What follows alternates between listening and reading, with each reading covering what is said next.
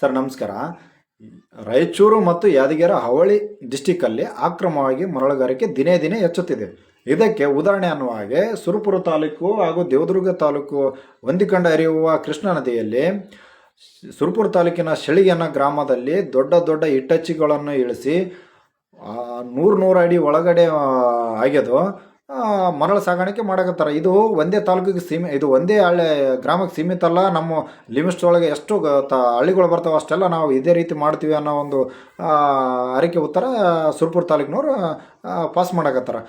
ಅದೇ ರೀತಿಯಾಗಿ ಎಲ್ಲ ಕಡೆ ನಡ್ಕಕತ್ತಾರೆ. ಈಗ ಶೆಳಿಗೆ ಗ್ರಾಮದಲ್ಲಿ ಒಂದು ರಸ್ತೆ ನಿರ್ಮಾಣ ಮಾಡಿ ಅನಧಿಕೃತವಾಗಿ ಹೊಳೆಯಲ್ಲಿ ರಸ್ತೆ ನಿರ್ಮಾಣ ಮಾಡಿ ಮರಳು ಸಾಗಾಣಿಕೆ ಮಾಡ್ತಾರಂದ್ರೆ ಕಂದಾಯ ಇಲಾಖೆಯವರು ಏನು ಮಾಡ್ತಾರೆ, ಪೊಲೀಸ್ ಇಲಾಖೆಯವರು ಏನು ಮಾಡ್ತಾರೆ, ಮೈನ್ಸ್ ಇಲಾಖೆಯವರು ಏನು ಮಾಡ್ತಾರೆ, ಗಣಿ ಮತ್ತು ಭೂ ವಿಜ್ಞಾನ ಇಲಾಖೆ ಅಧಿಕಾರಿಗಳಾದ ವೀರೇಶ್ ಅನ್ನೋರಿಗೆ ನಾನು ಫೋನ್ ಮಾಡಿ ತಿಳಿಸಿರಿ. ಏನು ಹೇಳ್ತಾರೆ ಅವರು, ಇಲ್ಲ ಸರ್, ಯಾವುದೇ ರೀತಿಯಲ್ಲಿ ಸುರಪುರ ತಾಲೂಕಿನಲ್ಲಿ ನಾವು ಅಧಿಕೃತವಾಗಿ ಲೀಗಲ್ ಪಾಯಿಂಟ್ ಕೊಟ್ಟಿಲ್ಲ, ಇನ್ನು ಕೊಟ್ಟಿರೋವು ಯಾವ ಇನ್ನೂ ಸ್ಟಾರ್ಟ್ ಆಗಿಲ್ಲ, ಅವು ಇನ್ನೂ ಇದು ಏನೋ ಟೆಕ್ನಿಕಲ್ ಪ್ರಾಬ್ಲಮ್ ಅವ, ಹಂಗಾಗಿ ಸ್ಟಾರ್ಟ್ ಆಗಿಲ್ಲ. ಒಂದು ಅದು ಬೇರೆ ಕಡೆಗೆ ಸ್ಟಾರ್ಟ್ ಆಗ್ಯದ. ಎಲ್ಲಿ ಇದು ಸ್ಟಾರ್ಟ್ ಆಗ್ಯದ, ಇದು ಶೆಳಿಗೆ ಅನ್ನೋ ಗ್ರಾಮದಲ್ಲಿ ಅಧಿಕೃತ ಪಾಯಿಂಟೇ ಇಲ್ಲ.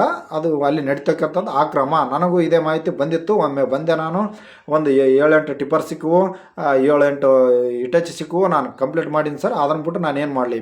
ದೊಡ್ಡ ದೊಡ್ಡ ಮಟ್ಟದಲ್ಲಿ ರಾಜಕಾರಣಿಗಳದು ಅಧಿಕಾರಿಗಳದ್ದು ಒತ್ತಡ ಅದ. ನಾನೊಬ್ಬರು ಏನು ಮಾಡೋಕ್ಕೆ ಸಾಧ್ಯ ಅದ ಸರ್?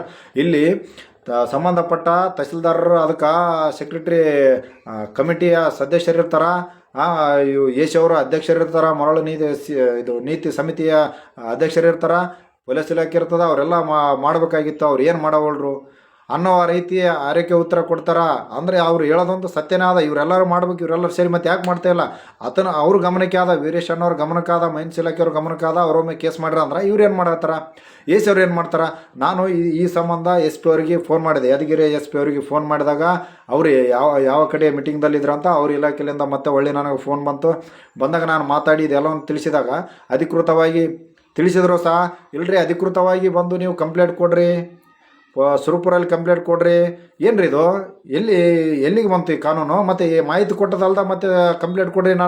ನಮಗೇನು ಪೇಮೆಂಟ್ಗೇನು ಕೊಡ್ತೀರಾ? ನಾವು ಒಡ್ಯಾಡಿ ಕಂಪ್ಲೇಂಟ್ ಮಾಡ್ಕೊಂಡು ಕೊಡೋಕೆ ಗಮನಕ್ಕೆ ಬಂದು ನಿಮ್ಗೆ ಮಾಹಿತಿ ಕೊಟ್ರೆ ಮತ್ತು ನೀವು ಕಂಪ್ಲೇಂಟ್ ಕೊಡ್ರಿ, ಅದು ಕೊಡ್ರಿ ಅನ್ನುವ ಅರಿಕೆ ರೀತಿಯ ಉತ್ತರ ಅವರು ಕೊಟ್ಟರು. ಇದು ದೊಡ್ಡ ಮಟ್ಟದಲ್ಲಿ ಒಂದು ಎಲ್ಲರೂ ಇದು ಕೆಳಗಿನಿಂದ ಮೇಲೆವರೆಗೆ ಗೊತ್ತಿರೋಂಥ ವಿಷಯ.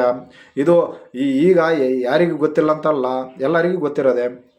ಎಲ್ಲ ಅಧಿಕಾರಿಗಳಿಗೆ ಗೊತ್ತಿದ್ರು ಹೀಗೆ ನಡೀತದೆ ಅಂತಂದ್ರೆ ಇದ್ರೊಳಗೆ ಅವ್ರು ಏನೋ ಫಾಲೋ ಪಡ್ಕೊಂಡವರು, ಏನೋ ಎಸ್ ಅವರು ಆಯಿತು, ತಹಸೀಲ್ದಾರ್ ಆಯಿತು ಅನ್ನೋ ಒಂದು ಅನುಮಾನ ಕಾಡಕತ್ತದ. ಮೈನ್ಸ್ ಇಲಾಖೆಯವರು ಅಂತೂ ನೇರವಾಗಿ ಹೇಳ್ತಾರೆ. ಅವರು ನಾನು ಒಂದು ಸಲ ಕೇಸ್ ಮಾಡಿದೆ, ಆಮ್ಯಾಗ ಏನು ಮಾಡೋಕ್ಕತ್ತದ ಅಂತ ಹೇಳಿದ್ರು. ಮತ್ತು ಅಲ್ಲಿ ಹೋಗಿ ಬಂದ್ ಮಾಡ್ತೀವಿ ಅಂದ್ರೆ ಬಂದ್ ಮಾಡಿಲ್ಲ. ಅವರು ನೇರವಾಗಿದ್ರಾಗ ಶಾಮೀಲಾಗ್ಯಾರ ಅವರು.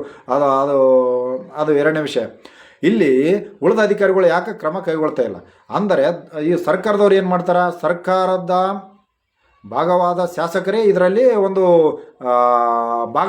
ಇದು ಅಕ್ರಮ ಗಣಿಗಾರಿಕೆ ನಡೆಸೋಕೆ ಅವರು ಫಾಲೋವರ್ಸೇ ನಡೆಸ್ತಾರೆ ಅನ್ನೋದು ಸುದ್ದಿ. ಯಾರೋ ಶರಣ ಕಲಬುರ್ಗಿ ಅನ್ನೋರಂತ ಅವರು ಈ ಕೇಳದ ಯಾವುದೇ ನಡೆಗಿಲ್ಲ ಅಂತ ಅವ್ರಲ್ಲಿಂದ ಅಧಿಕಾರಿಗಳಿಗೆ ನಮ್ಗೆ ಇಲ್ಲ ಸರ್ ಹಿಂಗೆ ಕಿರಿಕಿರಿ ಆದ ದೊಡ್ಡ ಮಟ್ಟದಾಗಾರ ಅಂತ ಯಾವ ಅಧಿಕಾರಿಗಳು ಅರಿಕೆ ಒಂಥರ ಅಸಹಾಯಕ ಉತ್ತರ ಕೊಟ್ಟರು ನನಗೆ ಭಾಳಷ್ಟು ಜನ. ಹಂಗಾಗಿ ದೊಡ್ಡ ಮಟ್ಟದ ತಮ್ಮ ಶಾಸಕರಂತೇಳಿ ಯಾರು ಸರ್ಕಾರದವರು ಇದನ್ನು ಅಲೆಗಳಿಬಾರ್ದು. ಸರ್ಕಾರದಲ್ಲಿಂದ ಉನ್ನತ ಮಟ್ಟದ ತನಿಖೆ ಆಗಬೇಕು. ತಪ್ಪಿಸ್ತತ ಅಧಿಕಾರಿಗಳಿರಲಿ, ಶಾಸಕರಿರಲಿ, ಇದರ ಮೇಲೆ ಕ್ರಮ ಕೈಗೊಳ್ಳಬೇಕು.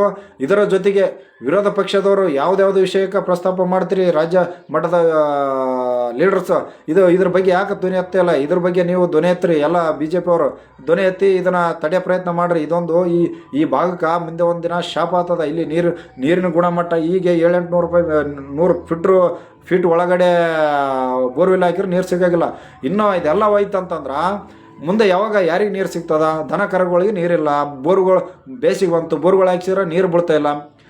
ಇದನ್ನು ಎಲ್ಲ ಮನಗಟ್ಟು ಅಧಿಕಾರಿಗಳಾಯಿತು, ಸರ್ಕಾರವಾಯಿತು, ಇದನ್ನು ಆದಷ್ಟು ಬೇಗ ದೊಡ್ಡ ಮಟ್ಟದ ತನಿಖೆ ಮಾಡಿ, ಉನ್ನತ ಮಟ್ಟದ ತನಿಖೆ ಮಾಡಿ ಕ್ರಮ ಕೈಗೊಳ್ಬೇಕಂತೇಳಿ ನಾನು ಸರ್ಕಾರಕ್ಕೆ ಒತ್ತಾಯ ಮಾಡುತ್ತಿದ್ದೇನೆ.